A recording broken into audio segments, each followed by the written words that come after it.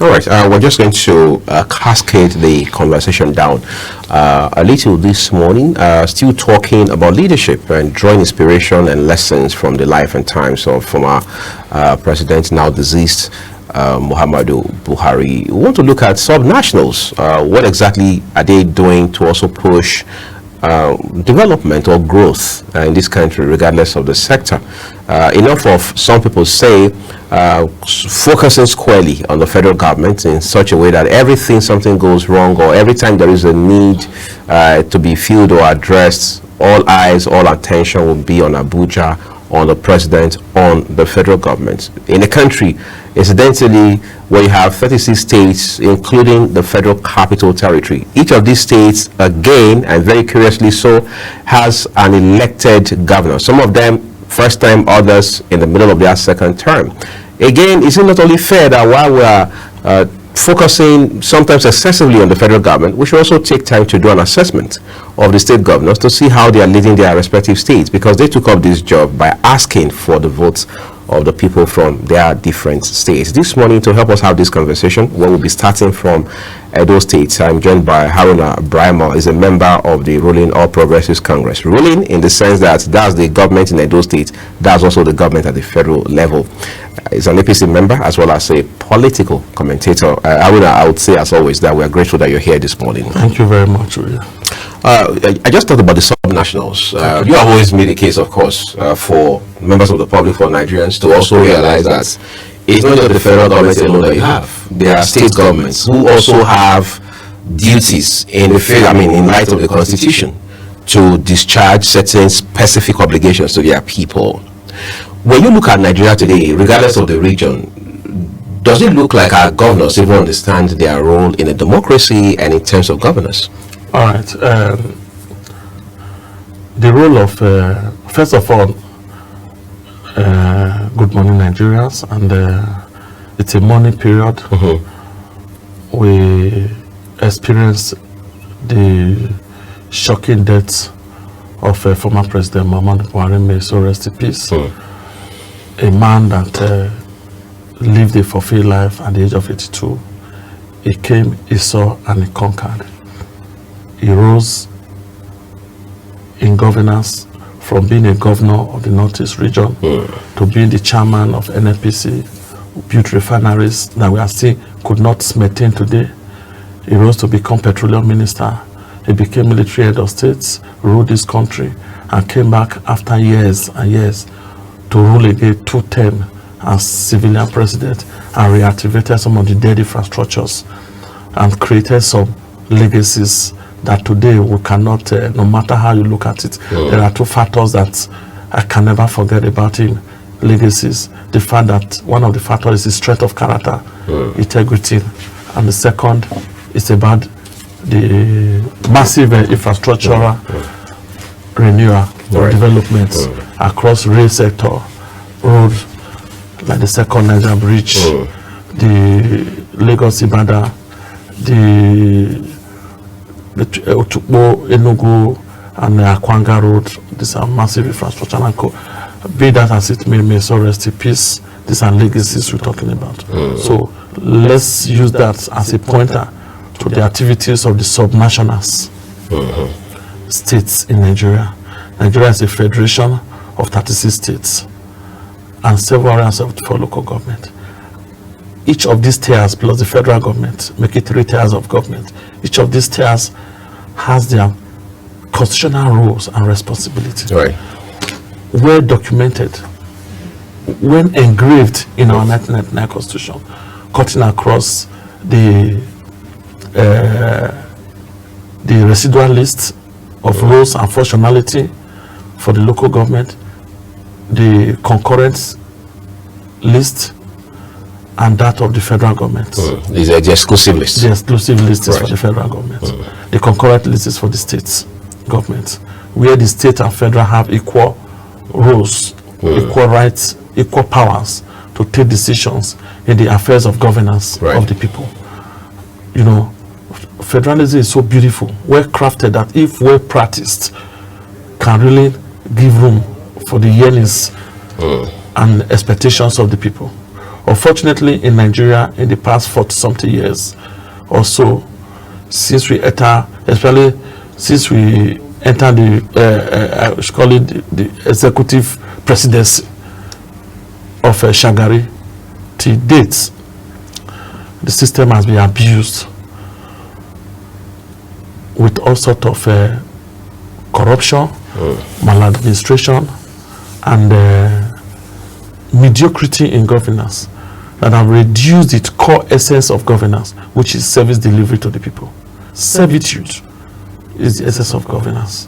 And today it's lacking in the subnational, it's lacking at the local government level.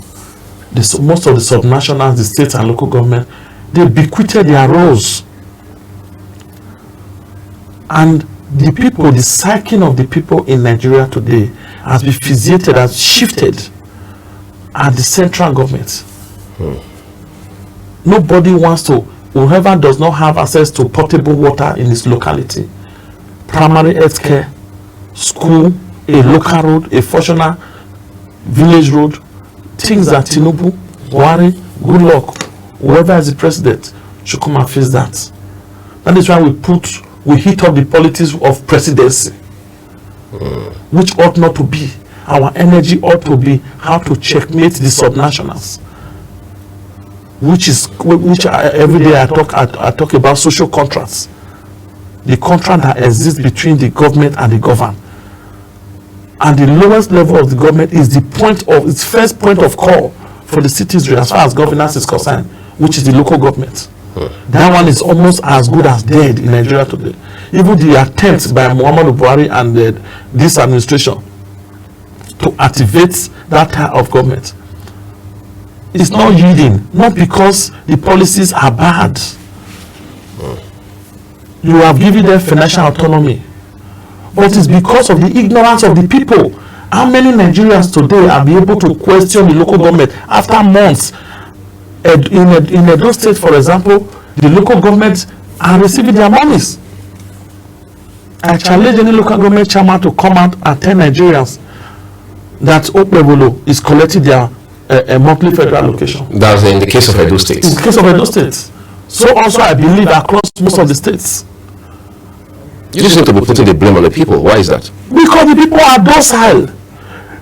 They don't know whom to ask, when to ask, and what to ask. We are asking wrong questions, wrong timing, and wrong places, seeking answers from wrong places. Why do you seek answer to borrow to water problem in your village from federal government? Why do you seek answers for healthcare delivery, primary healthcare in maternity, or a primary healthcare center? Why do you seek the answer for such problem, expecting it from Tinubu or federal government, when you leave your local government chairman alone? That is his core responsibility. Primary schools, why do you expect now the federal government in its own magnanimity during Obasanjo time came about with universal basic education? Okay, education is in the concurrent list. Let's collaborate with states and local government to provide basic education free and compulsory. Yet the local government cannot sustain it. Most of the states are not even bringing their counterpart funds so that they can access that fund of the federal government. There's a national program on immunization against all sorts of primary healthcare issues. How many local government are key into the national program on immunization? Take it from national, domesticate it at your local level. Build your health policy, local government health policy around it. How many state governments are doing that? We have National Economic Council, for example, talking about the economy. Because the economy of Nigeria is stratified into two, macro and micro. The micro belongs to the subnationals, the states and local government. The macro is for the federal government, which is to aggregate whatever is going on at the state and local government. What is the federal government going to aggregate when almost nothing is going on at subnational? How many of the subnational has embraced the national economic direction of the federal government? Take it to your states, look at it in peculiarity with the nature of what your state has, the economic advantage, the peculiarity of your state economy wise, compare it nowhere to key in. Edo State has more than 32 solid minerals, for example. Is the state harnessing them? That is where we are coming in. Those items? Yes. What did the state did, starting from Obaseki administration? The Ministry of Mines went liaise with the national program on the solid mineral programs of the federal government, get mining licenses for some critical solid minerals that are in commercial quantity. So that when you now have that, any foreign investor that want to come and invest in Edo State will now have a mining lease agreement with the state government. Do you understand? That was a step in the right direction. Absolutely. Unlike before, where you need to come as a company, you deal with federal government, you go to Ministry of Mine, and you want a mining license. By the time the federal government grants you the mining license, you just stampede in on Edo State or the community where the mineral is discovered, and you start mining, and you now create issues. Right now, the state government, because first of all, kudos to the former minister and the present minister of solid mineral, because Fire started the process of decentralizing some of these policies on minerals. And the current minister, Alake, is sustaining it and broadening it. Right. And the state government, like my state, is keen into it. And we've, at least I'm saying this now, Obaseki started it and always sustaining it. At least for once. It's not about for once. You have also mentioned that I've always told you. The former governor. I've always told you. The former governor did something commendable. I've always told you. I don't have anything against his policy. I always have everything against its implementation. So his policies were beautiful. Of course, well crafted. But policies that are well documented and poorly implemented will not translate to results, or translate to less than average results. You understand? I don't want to also go there. Let's talk about this is solid mineral sector now. Right. And with that now, a lot, you can see the sector in Edo State. You see how many cement companies, two of the biggest major cement companies in Nigeria are domiciled in Edo State by factory wise, building their complexes there. Dangote Cement, Cement, exactly, and other ones, industrial mineral mining and a processing plant in Edo State. There are more than 70 companies operating across Akoko Edo and local government, Isako East, Inopela, Isako West, like that. You now have foreign direct investors coming in, Chinese, Indians, they are all playing in that sectors now. You can imagine the economic advantage that is across household economy, firms economy, this microeconomy now, and how it flow in the circular flow of income, putting food in the tables of players, giving indirect jobs and direct jobs, direct job creation, and by extension creating IGR for the state government by way of taxes and levies and the local government. You understand? That is how economic stimulates itself. And that's why I give it to Opebolo. So that's at the subnational level. At the subnational but you said something a while ago. I'm sure that will help us to redirect this conversation properly. When you said that federalism is beautiful, however, you put a caveat to it where you said if well implemented. Exactly. What is wrong with our federalism? I mean, or the way we practice it in Nigeria? Beyond just winning elections. First of all, no, beyond winning, election winning is about political. Even though you are operating a parliamentary system of government, a confederation, election is about elections, about politics. You know, politics is life, so it has nothing to do with federalism is a form of government. Right. Presidency is a system of government. Democracy is a type of government. Until we understand this, we operate democracy as a type of government. We operate federalism as a form of government. We operate presidential as a system of government. Right. You can still operate democracy and operate parliamentary as a system of government without operating presidential system of government.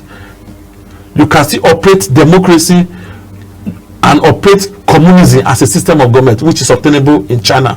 They are operating communist democracy. So you do what works for you. You do what works for you. The question we should be asking ourselves in this federalism, is presidential system of government working for us? Well, compared, because we had the same democracy in this federalism when we became republic in 1963, and we practiced parliamentary system of government? Was it working better than the presidential system of government we have embraced since 1978? These are the questions. Then we now begin to compare what was achieved between 1960 and 1966, when we truncated the First Republic, when we had parliamentary system of government. We had the likes of Orizo Wanfo. We had the likes of Tafawa Balewa as the prime minister, who was majority elected. Because there you don't need to go around the whole Nigeria to elect a president or the head of government. All you need to do is to, first of all, when the whole parliamentarians sit down, among them they lobby and vote. So who had the simple majority at the parliament become the head of government of the country. That was how Tafawa Balewa became the president. And then we have regions, not states. We were operating regionalism. That was the best form of true federalism. That is true federalism. At that time. What we have now is best described as what we cannot even sustain, fiscal federalism. So why do we keep moving with it? Because we over the years, from 1967 to this Fourth Republic, we had we truncated democracy and system of government for more than 5 to 6 times because of military incursion.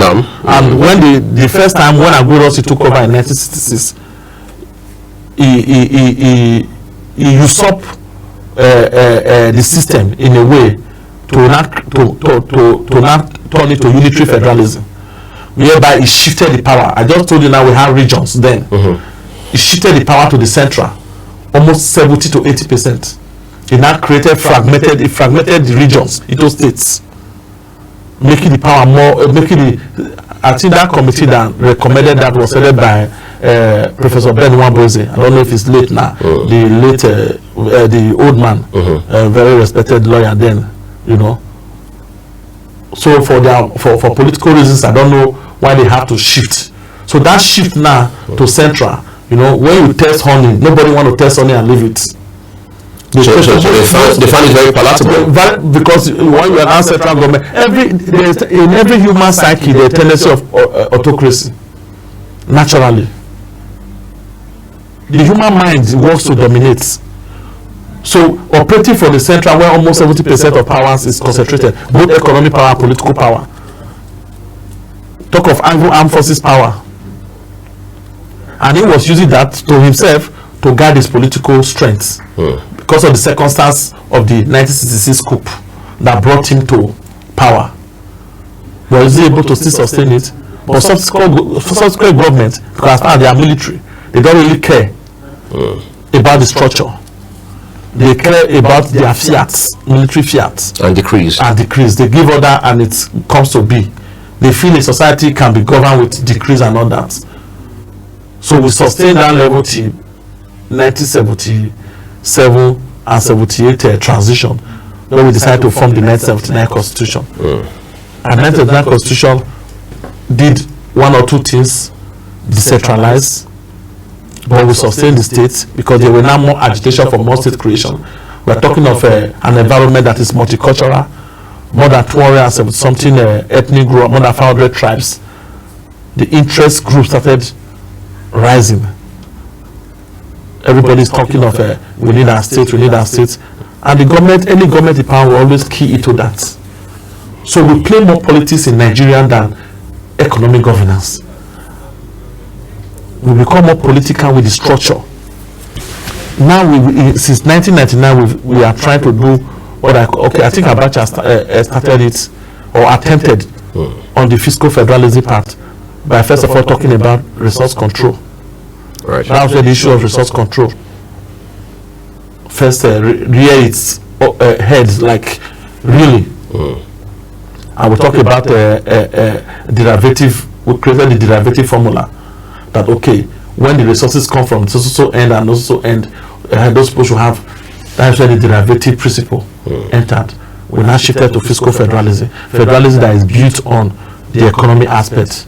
Let's leave the political, even where some concentrated powers will still be at the center. The question is, how have we failed? In 1999, we came up with a 13% derivation. Then we now question utilization of derivative gains. People asking for power to be devolved. I mean, they talk about devolution of power.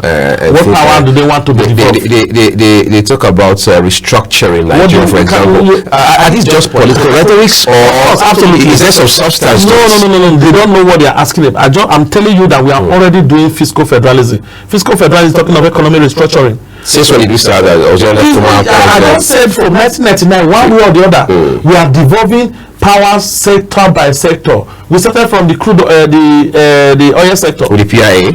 Not just PIA, the oil sector. When did Obaseki talk of liberalization? Liberalization the regulation of the downstream sector. Of course! That's economic devolution of power. We're not supposed to translate, but our criminal tendencies as a people, our mindset of corruption, instead of us to come and start building refinery, we were looking for oil license to go and do importation to go and benefit from criminal subsidy regimes. You understand? And then we enter the PIA aspect. This is just oil sector. Did we not devolve generally across the economy? We came about with the National Council of Privatization, which again has been fraught with. Of course, Atiku was the head. Was the chairman. So did that for public enterprises? Did they see the light of day? More than 400 outfits of government, federal government corporations, outfit agencies were privatized. Were sold off, including Ascom, the biggest aluminium smelter company in Africa, built with $3.2 billion, was sold off to the man who also headed the National Council of sold it to a company of his interest for less than about 200 and something million. You see the loss? Yes.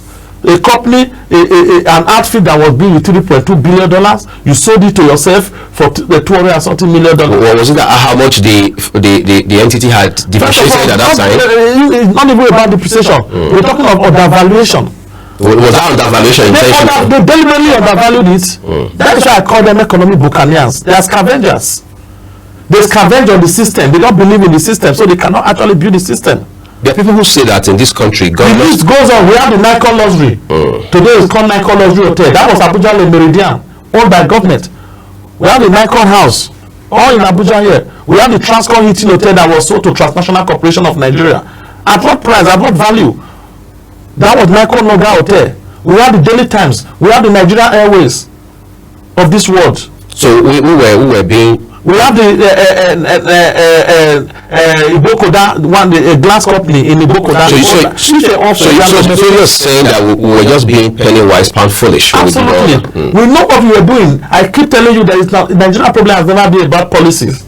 It's about implementation, and that is why you see me attaching myself to the practical governance that is taking place in Edo State. Now that we're talking about that, subnationals, some people say Nigerian laws are designed deliberately or otherwise to make governors very powerful or make them almost like emperors, for instance. Do you share that sentiment? I don't, because I just told you from the beginning, Constitution is the foundation of Nigeria. The Constitution has explicitly designed the roles of local government, states and federal government. Whoever is the head of these tiers of government, first of all, tap his functionality, knowledge and rules from the Constitution.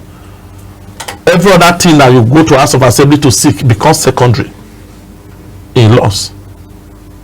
It's the people that does not know what to ask, how to ask, and for whom to ask. We have a population that is built and driven on ignorance, even in the 21st century, where you now have access to smartphones. Have you gone on social media to see the kind of questions people ask? The same person who is coming on Facebook and Twitter to ask such funny question could have used that time and knowledge to do Google search. First of all, they will insult you for giving them, for saying the truth, instead of going to Google search to fact check. We have a lazy generation. So this political class, they capitalize on that. Talking about the practical governance that is taking place in Edo State. I want to take a break shortly, and then we'll drill down to Edo State proper. But just before that break, let me ask you this. We've been talking about late former President Muhammadu Buhari the last couple of days. One of the things that people continue to highlight, whether you read newspapers, you run through the internet, or when you watch global television and get to hear the things that analysts say, is his nature of frugality. That was frugal. He believed that, he was, for want of better words, anti-materialism. It wasn't materialistic. He thought that public funds, public resources should be used in the overall interest of members of the public. Yeah. Does it look like those who lead Nigeria at the subnational level understand that element at all? Yeah, some understand, some don't, and it's a human nature. You know, the Bible quite described that the heart of men are desperately wicked. It takes a wicked heart to accumulate wealth that you are not going to take anywhere. We saw how simple his burial was. You know, that should tell a lot. No mansion in his own house. You saw the small house, you know, and the only mansion he was put into was the hole, the grave. That's supposed to humble every of these political gladiators and economic scavengers in Nigeria. But because, as I said, the Bible said the heart of men is desperately. It's not just wicked. They look for wickedness. They seek it. So what is materialism that cannot follow you to anywhere? Generation upon generation, what you acquire today will be outdated in the next few years. The Rolls Royce you are buying today, in the next 50 years, 20 years, will be outdated. But the pain, people's money that you have used to acquire this Rolls Royce have caused debts and brought sins upon your life and in the hereafter. The fear of God has drifted away from this class of people. They are not limited to the politicians. They are all in the civil service too, the bureaucracy.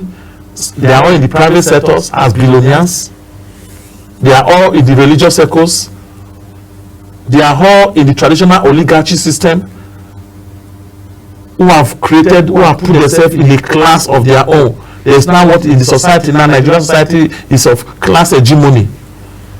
There is no middle class. It's now between the rich and the poor. Two extremes. So they now plug the whole system into what is now, we are now referred to as the poverty capital of the world. Not because Nigeria is poor, because the lowest of the lows are in Nigeria, even in the midst of some of the richest people in the world. When everybody is now, including them, they are now suffering for what I call multi-dimensional poverty index. We are all captured there because driving Rolls Royce in a bad road doesn't make sense. All right, let's take a quick break, everyone, and we have so much more to drive as part of this conversation this morning. But when we return, we'll turn to Edo State, where insecurity for several weeks now has been one of the frontline challenges for Governor Monday Okpebholo, who took office just about 8 months ago, less than 1 year apparently. But beyond that, we understand the governor is working tooth and nail to also drive infrastructure development while at the same time not ignoring the economy. So need no one to tell you that the governor's plate is full. But again, there is the comparison by those who live in the states, who follow developments in Edo State, as to where the governor picked up the states from former Governor Obaseki, how much he has been able to provide leadership in the last 8 months. That's on the one hand. On the other hand, there are those who say that it's too early to draw a conclusion on Senator Monday Okpebholo. Therefore, they are saying 1 year is probably an appropriate time to look back and do a very candid, dispassionate assessment of how much of leadership and the quality of that leadership that the state's chief executive has provided. We will unbundle that for you. All right, so let's turn to the South, in particular Edo State now, where there have been so much development, some of them kicking dust in terms of intense controversy. Again, that rests in front of Governor Monday Okpebholo. So let's go to your home states. It's a lot for you now, because first is your home states, one you are very proud of, by the way. Second, this is a governor you believe in, the governor you supported so much. And third, you are a member of the APC, which is of course the ruling party in that state. I'm not saying this in a particular order, but I'm just trying to establish the fact that your leading and your position on these matters should be noted by our viewers. But in any case, let's talk about how the governor has been assessed recently. There are people who say Edo people have not been fair to him in terms of their assessments of his government, because they say that the governor may not talk a lot, but it's somebody who believes more in action. He wants his work, he wants his, if you like, results to speak for him, as against being in front of camera the entire time. We are also seeing in the build-up to the campaign last year, where the governor stood in the middle of a flooded road somewhere within the GRA in Benin, and he was calling on the immediate past governor, Governor Obaseki, to say, look, this is a road you ought to have done the last almost 8 years that you've been in office, but it is what it is. That's rent the same road, and people are now using that as a standard to judge Senator Monday. Talk to us about what exactly our viewers should know about goings on in Edo State. First of all, those that actually feels it should be criticized for whatever reasons, that is mainly opposition politics. It's understandable. Criticism is the onions that drive democratic governance. It spices up the whole system. But the question is how you take the criticism and how you let it affect your focus. The government of Governor Monday is well focused on the trajectory of Shine agenda, talking of security, infrastructure and education, agriculture, and sector by sector it keeps delivery. As far as much are coming up, much is also going on, from human capital asset building to physical asset transformation in the way of infrastructure. From health sector, there are infrastructure, there are hospitals being built across the 18 local governments. From education centers, there are more than 100 schools being revamped, renovated, and reconstructed, and some were even slated for commissioning. That was cancelled with the death of President Muhammadu Buhari. From the transportation sector, a state-owned transport company that has not worked in the last 10 years has been revamped within 7 months of this government, with more than 100 buses to kickstart, which have started. Still within the same 7 months, this man inherited a government that was having about 9 billion or less than 9 billion in IGR. We are number 9. Now we are number 6 in the federation as far as IGR is concerned. So what does the IGR has increased? What does it stand at now? Exactly. What 9 billion? What does it stand at now? Excuse me. We are now on about 10 point something. And IGR increases because the economy activity of the state has improved. People pay taxes when there is improvements. When the economy is improving, the gains of government, any government in the economy is through increased revenue. Isn't it? That's what economists tell us. It's a pointer to the fact that the economy has improved, because it shifted the tax burden to the main areas, the big companies that are playing in those states who have not been paying taxes. It's not overtaxing, it's shifting the burden to the right place, reduce the other ones, and it's making more. That is an ingenious approach. Look at the model for infrastructure development that I was explaining to you. That's a shine. The project finance model of the 100 billion they were talking about. We talked about it last time. Exactly. Never a loan stock that is going to increase our loan, but a loan that is liquidatable within the fiscal framework of the government as far as the budgetary allocation is concerned for these projects. And for the first time, you're having in the South, ask of any state that is paying up his debts right now. Openwele within 7 months has paid 30 billion from our state debt that he did not incur. As far as DMO is concerned, debt management office, the records are there. Some of these debts were accumulated from the previous administration, including the $75 million they went to take from World Bank. Was it Olo that took it? One of the opposition Garulov's talker was on ITV the other day talking about they left $2 million in the Edo Best account. You collected $75 million. You could not translate Edo Best to good infrastructure for schools. Schools are in dilapidation, and you are happy that you left $2 million behind. What did you use the $73 million to do? Did you see it? An education policy that is not going with flow with fiscal infrastructure of the schools. What is education without fiscal infrastructure? Learning environment. which includes provision of learning materials, the building, the structure, which include the physical asset of the school, which are the teachers, the human capital asset of the education sector. Obaseki inherited more than 5,000 teachers that were never staffed. They will not be called Edo State government workers under the Edo Stars. Have they all been absorbed? Of course, all of them. The process has been completed, and he absorbed them and made them normal civil servants. Do you know what it means to be earning in this economy for a man, a governor, to be paying people to 39,000 naira a month for 4 years?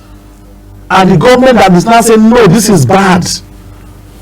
This is inhumanity. This is against international labor laws or expectations. You are turning around to criticize the governor with those more than 5,000 graduates who were entitled any 39,000, now any more than 100,000. Are they going to stand against the governor? No. Are they not the indigenous? Yes. What of the clerical officers that you outsource in government houses, government house and government apparatus? The cleaners, the gardeners, the sweepers and what have you. You were paying them 25,000 naira across all the agencies of government. And people will say, no, this is another human capital.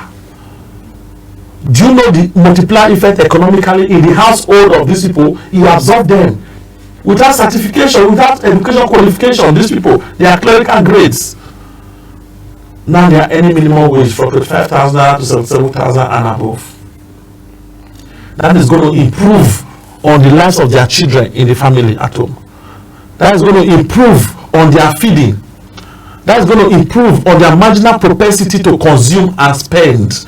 That is going to improve on their capacity to save. That is going to positively affect the entire household economy of the respective employees. That is microeconomics activation, multiplier effects. Let me ask you something. Excuse me, I'm coming. I'm driving. I will explain everything. Then you can ask. Okay, maybe when you get to your terminals, we'll talk about something. So beyond that, look at in the education apart from the physical infrastructure. For the first time, every Edo EDG now will have access. That every Edo EDG anywhere going schooling in any tertiary education institution in Nigeria will have access to bursary. Do you know what that will go? How far that will go in the lives of these students? Approving 1 billion bursary allocation to Edo State EDGs students. 1 billion. Is that going to be a cycle like every other year? Every of his policy is sustainable policy. Every other year? Every of his policy pronouncements. It's not about every year. It's about the utilization of the funds. 1 billion has been released. It is only when it's finished. It's like an e-press system. So only reimburse exactly when it dries up, you replenish. Of course, exactly. Okay, but I want to ask you something. Beyond the bursary now, right? We talk about increase in Nigeria. We talk about 30 billion, 30 billion say debt payments, debt services and payments. Then we now come to the fiscal infrastructures that is going on. If a governor is saying, I'm building this with his mouth, or I'm going to build this, or I've signed an agreement, an MOU to build this, and within 7 months you are seeing the fiscal structure of such building or such projects going on, will you not feel happy? Talking about the erosion, it's been devastating, especially during this rainy season. And he has said, let's sit down to retool and rework the Edo water storm projects that was hitherto abandoned by Obaseki.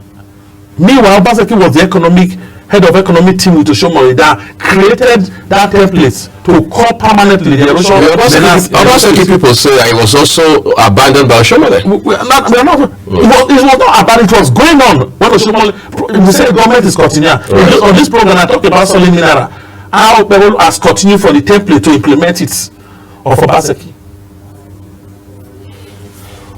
But you went to collect $150 million loan for flood. You told the world down that you were going to control flood in Edo State. 150 million is $255 billion. A billion naira rather. $150 million. I will still point to GRA. That was the pointer to what the governor was saying. The roads in GRA are not really bad. It's the drainage system, the poor erosion control. Is the government working on? Of course, that's what I'm saying. That the entire erosion, even in Edo North, you promised Edo North International Airport, that Oshomole way, that connect J2 and Ibenafe, South TBA. That was where the international airport is promised, and they want to do some project there and cause erosion issue. Most of this erosion issue that we are facing today was as a result of some of the project is just abandoned project that you will just carry bulldozer and destroy the topography of a particular land, and at the end of the day create erosion in that particular area or terrain. And the Edo State Flood and Erosion Control Agency is already working on that. Now we cascade. Let's come to insecurity, because you mentioned it. How has it been able? Before its inauguration, nobody thought inauguration will even take place. Some people were addressing because you know the killings that was going on almost on a daily basis, broad daylight killings, courtesy, kidnapping, whatever. If those security were abated, remember Obaseki initiated the policy in the S-men open at the open grazing laws, right? Grandstand dealing, because he never implemented it. But when we recalibrated the entire system, first of all, from the face of law, the anti-kidnapping and courtesy law, from the aspect of law, now he has taken it further to creating a special anti-courtesy, anti-kidnapping squad made up of the Edo State Security Network, the army, the military, and the police and all. And now he's building their respective base across the 18 local governments. It's not about centralizing it at the command controls, security command control center in government house. No. Is that why I brought down the command control facility? Is that why it's not what are you using? What are you using? It's still there. It's not that they brought it down. It was decommissioned. No, it's not about. Was it decommissioned? No, it was not decommissioned. It was already commissioned. The issue is you recalibrate the policy direction of an agency to meet the practical way of governance that you are implementing. So has that recalibration?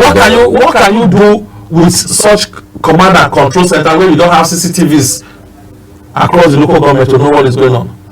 What is the communication connectivity?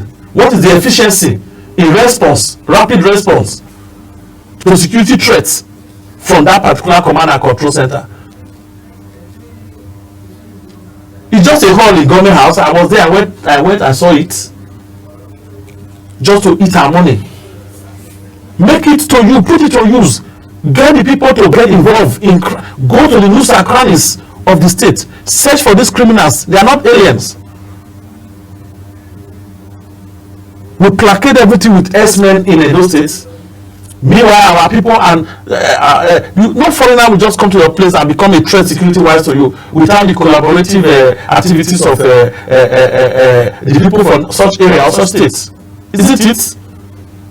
You mentioned infrastructure a while ago. Yeah. There's a flyover project that some people in Edo that I talk to say is a misalignment of priorities by the state's government. No, it's unfortunate. Our viewers probably will need to understand. What do you citing a project takes process.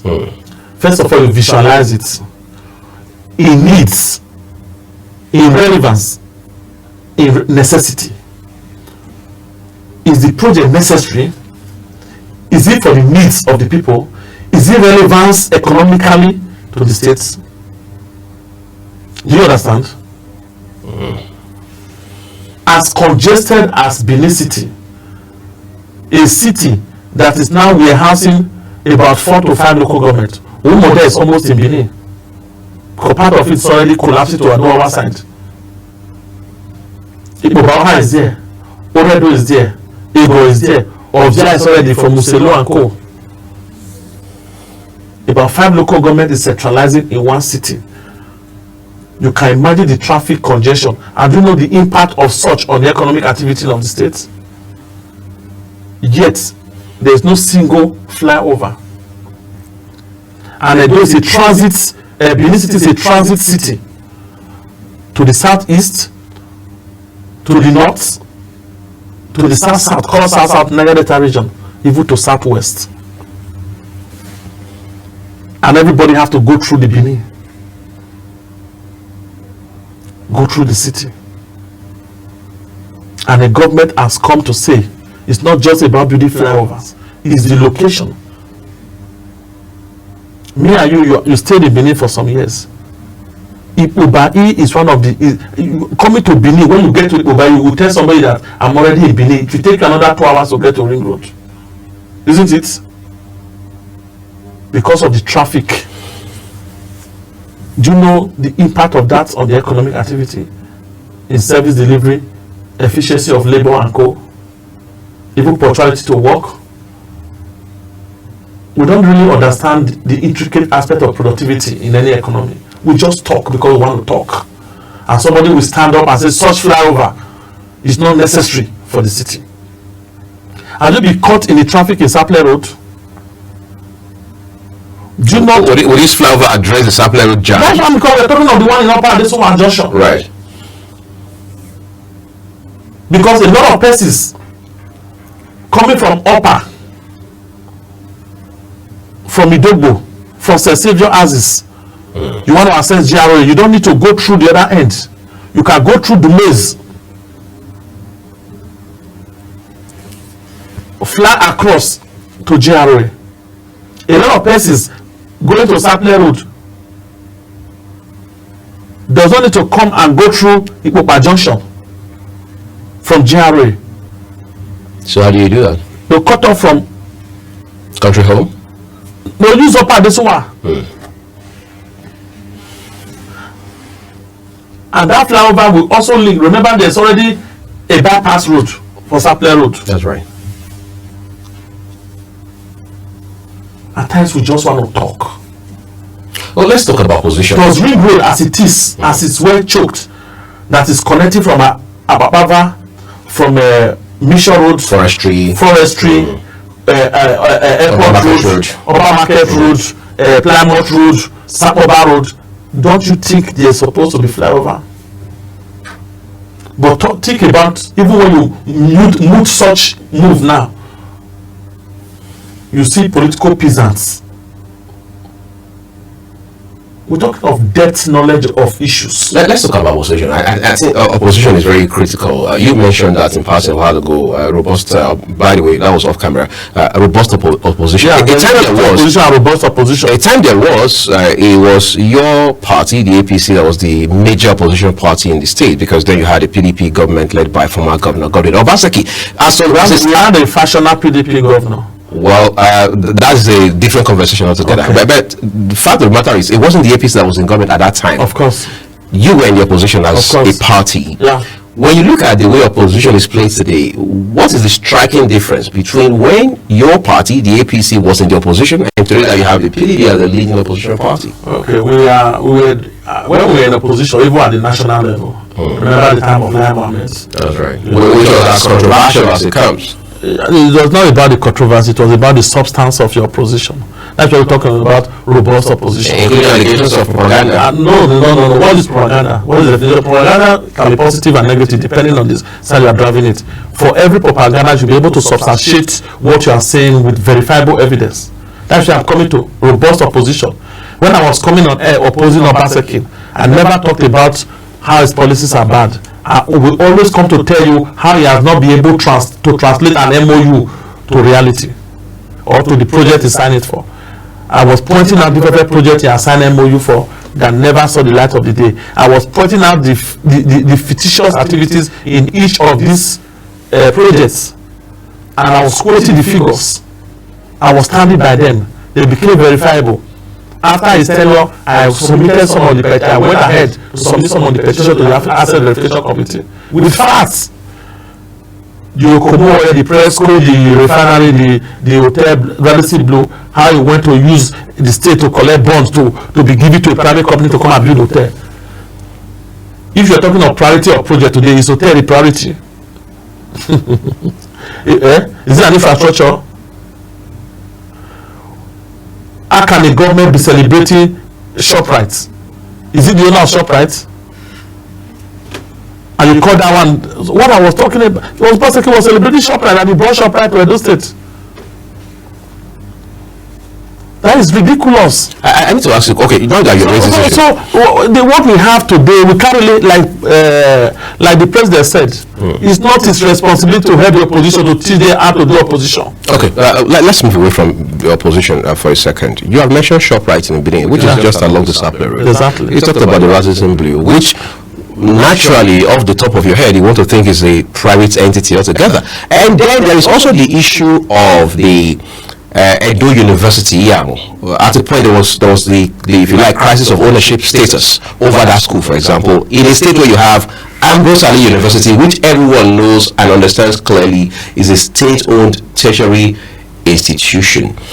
How do we speak directly and specifically to Edo State people in terms of what the stake of Edo State government is in these three entities I've mentioned? First of all, putting Edo University Iyamo into that category, let me assume it's a fallacy of poor verification from your end, because it doesn't fall into that. No, it has been an issue of conception. Excuse me. It has been an issue even when you had political controversy. Why is that political? Is that significant? Let me explain. From conception, Shomole never said it was a private or owned by a company. He didn't sign MOU with any company to say come and build Edo State University, come and build university. It's not a private university from conception. So how do you address ownership? It's like we're talking about the ownership of Harvard University, Oxford University. The ownership status has always been clear for those institutions. What is the ownership status of Harvard University? I'll tell you why, because these are private institutions. You think so? I think after the program we're going to find out it's not a private institution. That is model school. I think Nigerians, I told you before, the governors in Nigeria, they are not depth in knowledge of governance. Those that are being governed, the citizens. But most times they act from point of emotion. Let me come back to Edo State. Yes. From conception. Yes. Somebody said, let's create a model school that is a drift from the regular government-owned institution where you have subsidized education. The difference is the subsidy. That is it. And we now build a board headed by the Edo State government. You now bring honorariums, honorary board members who will be paid by the school to govern, to run the school. They are not in ownership.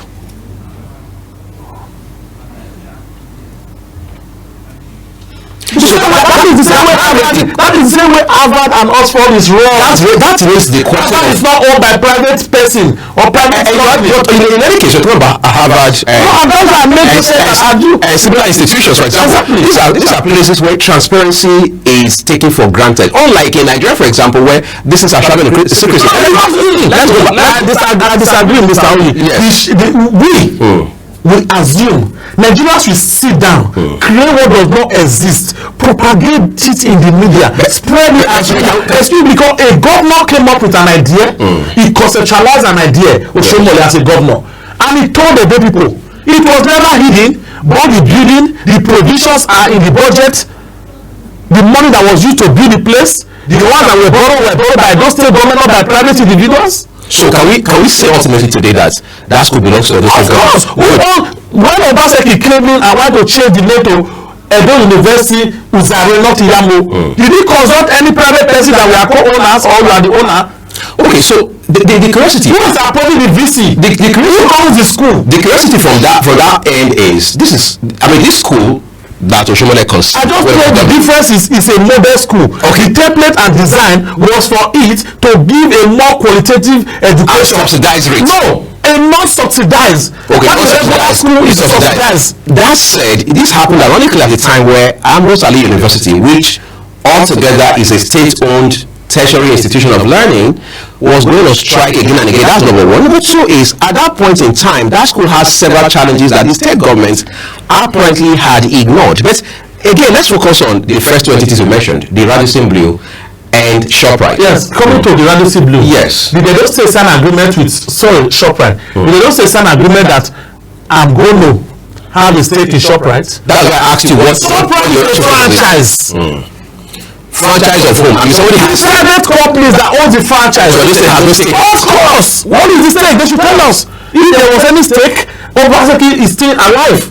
You should tell us so that we go to ShopRite and collect our money at every point in time in form of dividends. as a stakeholder. Of course, as stakeholders. How many percentage of stake?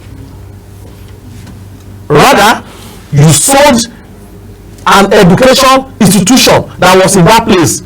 Where the Edo State Library there? That you renovated, the same Obaseki came. The Edo State Library was built by former Lucky Benedio as a governor. As part of the complex. Exactly.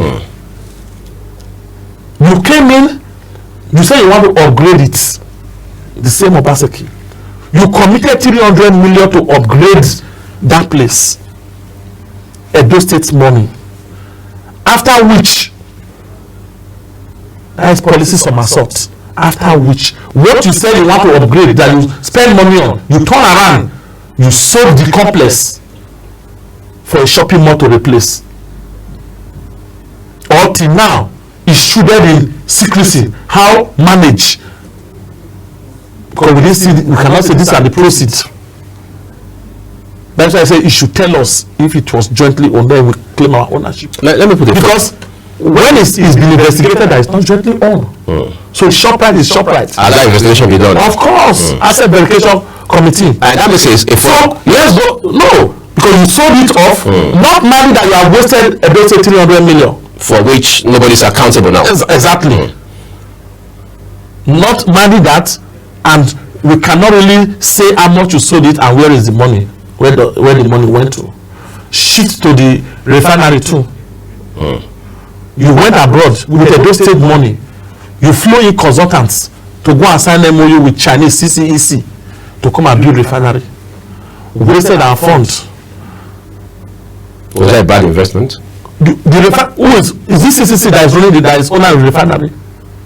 Did you see any Chinese there? The refinery is now being owned by the man who signed as witness in the original MOU. Usime. Is the person anywhere associated with former Governor Obaseki? Of course, they were stockbrokers together in Lagos, investment bankers. I don't want to talk about some things. It's a shame that we are in a country where we don't have, we suppress our morality to be questioning what is good because we drive hate instead of pure criticism. Now, speaking of question here, just to follow up to this question. Radisson Blue, I'm not done. Is it the same thing as You call for it. Let me explain it to you. All right. You told us you were building Edo State Tourism Hotel under the Ministry of Tourism and Culture. You allocated funds. There was already an existing structure which you know. In those days when we were small, we used to call it Sheraton. Which was even a controversial building that had ownership interest or affiliation between the Edo State government and the Osawari Benedios family. You use Edo State money to settle all those things, settle them to say Edo State want to use it. And Edo State should only own it. You say you want to build a tourism something hotel. Everybody clap for it. You started releasing money. At the middle of the game, you shifted the goalpost. All of a sudden, after months of awarding contract, job is already going on, releasing billions, you shifted the goalpost. Now you have signed an agreement with Radisson Blue Hotel to come and take over. Meanwhile, you also, on their behalf, went to the stock markets, used those states to guarantee a bond of 17 billion for the project. To source additional funding. Exactly. For a project that we are now saying is being taken over by a private entity. Going forward, you review in September 2000, just before election. Last year. Exactly. You review the contracts owing to economic realities. We're sucking about almost 29 billion there. And when people started asking questions, you sit down without fear of God. And first of all, you allocated a patron that Edo State government will own 10%. For a total value of what we have, Edo State government have sank into that place on behalf of that. If there is default, till tomorrow, Edo State is the one paying for that bond. Obaseki will continue paying for it. Who incur the debt? We all agreed. If you want to, because we agreed then a bond is a short-term facility, isn't it? Mm-hmm. For a private company that is owned by individuals,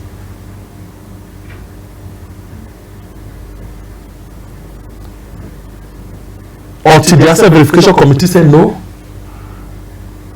the stake is too small compared to what we have, what Edo State government have sank into this private venture. Hundreds of millions was put. We even gave the refinery, Edo State government gave refinery working capital, starting up capital. That's all Simo. For some, so no, the refinery itself, collected people's land under the guys that government now get land. Osimo is the power. Exactly. But I never saw the light of the day. But we were told that it was supplying parts to the government house and what was the arrangement? That over time it was in phases. Over time it should. How many over time? It's over 6 years now. How many people in the Edo State is tapping from most over power? There's a follow-up question I need to ask you quickly, Haruna. Recently, a video went viral of former Governor Adams Oshiomhole following the victory for Okpebholo and APC at the Supreme Court, that his election has been reaffirmed as the governor of the state.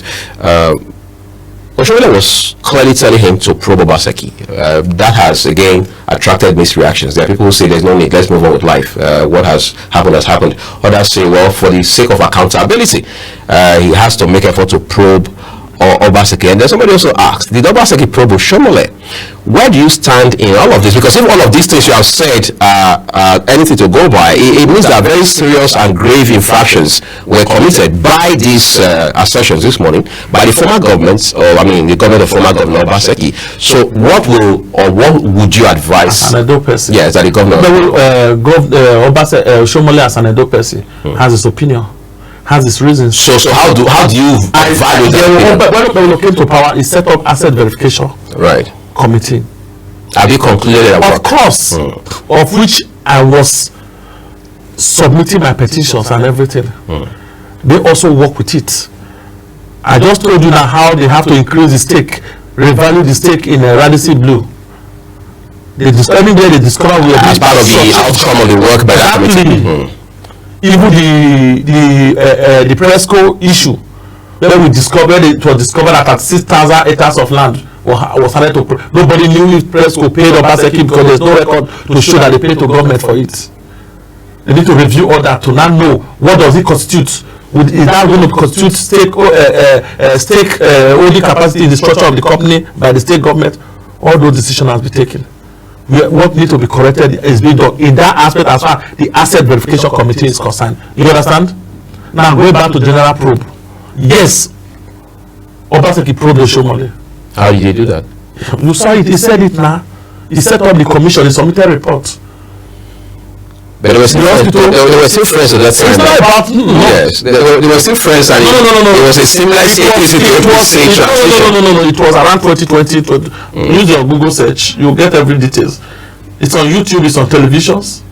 He probed Oshiomhole across specific projects. No, that was when things had done between. Of course, you said the day Obaseki probed Oshiomhole. You asked me a dichotomous question. That was for a politically motivated. Because that was when the water stock project came up. I always get it. You ask me a dichotomous question of yes or no. Did Obaseki probe Oshiomhole? And I said yes.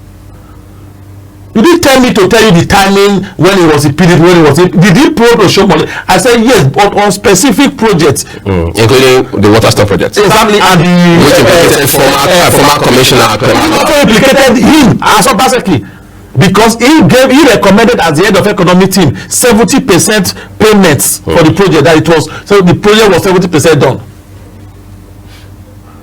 Of which the loan that facilitated all those projects was consummated by his own company, Afro Investment, which he collected percentage to same Obaseki. may you not let us butcher snake reach the tail. Okay, let's not even bring snake to the show in the first. No, I've done a parable I make for you. Yeah, but if you butcher snake reach tail, it go rough. But let's tie it up now in 1 minute if you can.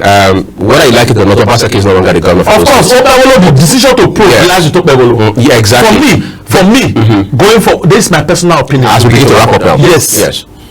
My personal opinion. Okpebholo should sit down and weigh the options before him. If I was him, I would rather concentrate on sustainable governance. Correct in the process of doing that. If there is anything that I need to clarify, yes, Obaseki is alive. It should be called upon. You don't even necessarily need to probe him. It should be called upon to give clarification. If any place there is need for correction, it's alive. You are the governor now. You take your decision and correct it and reposition it. So far, we move forward. I think that's a brilliant thing you have to say there. We have to move forward, no matter what the past has brought into the present. Well, that's what we're living it with this conversation that has to do with subnationals and how they make their own contribution to national development. I've been talking with Haruna Braimoh, is a member of the All Progressives Congress, as well as political commentator. Haruna, as always, we're grateful. Thank you very much for your time and for the energy that you brought on the show today for a man who has not had a cup of coffee. All right.